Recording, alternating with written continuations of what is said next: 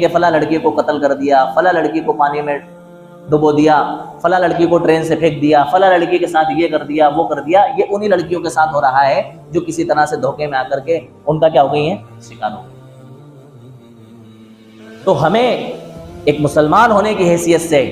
उन सारे पॉइंट्स पर गौर करने की जरूरत है कि आखिर हमारे माशरे की वो गिनी चुनी लड़कियां जिनको लाखों की तादाद के अंदर बताया जा रहा है, जो कि सच पर मबनी नहीं है और हकीकत पर मबनी नहीं है, वो चंद लड़कियां जो हमारे माशरे से बेजार होकर के और दीन और इस्लाम से बेजार होकर के गैर मजहब के अंदर मुंतकिल हो रही हैं, तो वो किस वजह से हो रही हैं और किन बुनियादों पर हो रही हैं, हम उन बुनियादों पर गौर करके उसके रोकथाम की क्या करें, कोशिश करें।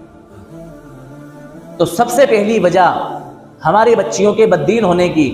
और लड़कियों के बद्दीन होने की वो है हमारी